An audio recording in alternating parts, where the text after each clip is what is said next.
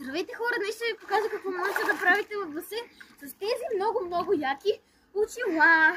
Започваме с ходенето на ръце.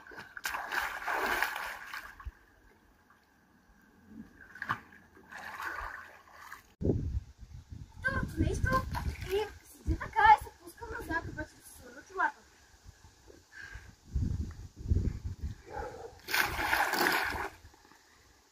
Третото нещо ще скоча като бомбичка, най-нормалното нещо. Четвъртото нещо ще седя така и ще се пусна на обрат и ще направя нещо като кълбо. Може да не ме виждате, но все пак.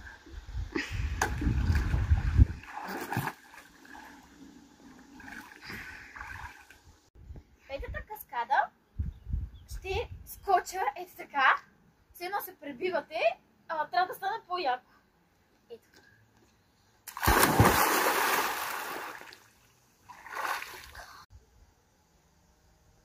Това беше от нас днес. Утре ще ви покажа втора част.